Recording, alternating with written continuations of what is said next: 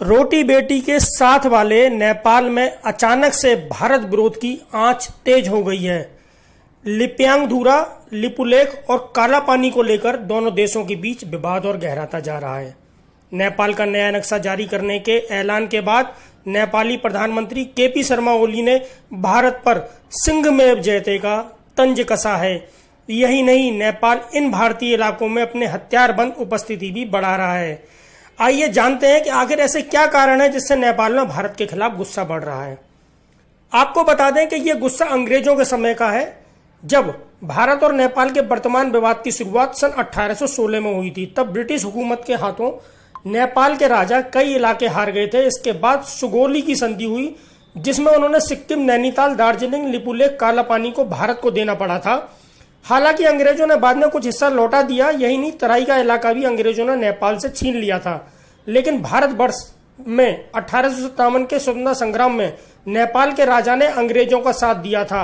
अंग्रेजों ने उन्हें इस सम्मान स्वरूप एक पूरा तराई का इलाका नेपाल को दे दिया था। तराई के इलाके में भारतीय मूल के लोग रहते थे, लेकिन अंग्रेजों ने जनसंख्या के विपरीत पूरा इलाका नेपाल को दे दिया। नेपाल मामलों पर नजर रखने वाले एक वरिष्ठ अधिकारी ने बताया कि वर्ष 1816 की जंग में हार की कसक नेपाल के गोरखा समुदाय में आज भी बनी हुई है। इसी का फायदा वहां के राजनीतिक दल उठा रहे हैं। उन्होंने बताया कि दोनों देश के बीच जारी इस विवाद में दिक्कत यह है कि नेपाल कह रहा है कि सुगौली की संधि के दस्तावेज गायब ही हो गए हैं।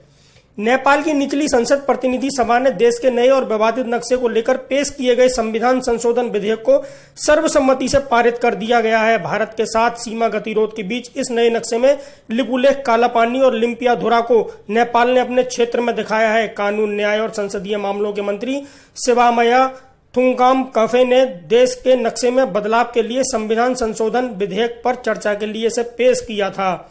भारत के लिपुलेख में मानसरोवर लिंक बनाने को लेकर नेपाल ने कड़ी प्रतिक्रिया दी थी। उसका दावा है कि लिपुलेख, काला पानी और लिप्यांगधुरा उसके क्षेत्र में आते हैं। नेपाल ने इसके जवाब में अपना नया नक्शा जारी कर दिया, जिससे ये तीनों क्षेत्र उसके अंतर्गत दिखाए गए।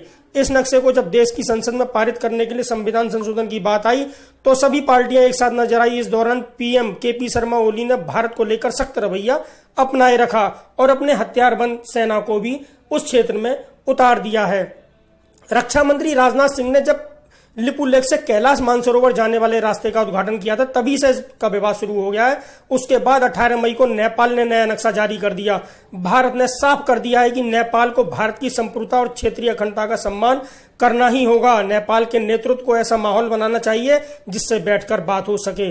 नेपाल की एक न्यूज वेबसाइट के अनुसार नेपाली कम्युनिस्ट पार्टी में पुष्प कमल दहल और सीनियर लीडर माधव कुमार नेपाल के खेमे से ओली के इस्तीफे की मांग की जा रही थी, लेकिन अब यहां सन्नाटा छा गया है। माधव के एक साथी के मुताबिक देश में हालात गंभीर हैं और ऐसे में पीएम का इस्तीफा मांगना अनैतिक होगा। हालांकि विरोधी खेमे का साफ कहना है कि इस मांग को खत्म नहीं किया गया है। बजट और नए नक्शे के पारित होने तक के लिए रोक दिया गया है। पोस्ट में पार्टी के अंदर कई लोगों के हवाले से दावा किया गया है कि भारत के साथ सीमा विवाद ने ओली को बचा लिया है। वहीं भारत ने प्रधानमंत्री ओपी शर्मा ओली से साफ बात की है। भारत का शीर्ष नेतृत्व इस बात पर अडिग है कि ये बेवजह का विवाद है और नेपाल को इससे बचना चाहिए। भारत की एकता और अखंडता से खिलवाड़ नेपाल को नहीं करना चाहिए। रोटी बेटी वाले संबंध नेपाल को भारत के साथ मिलकर काम करना चाहिए। बातचीत से सारे विवाद हल किए जा सकते हैं, लेकिन इस तरीके से नया नक्शा जारी करना बिल्कुल अनुचित है। टाइगर कमांड के लिए योगेश भारद्वाज की एक रिपोर्ट।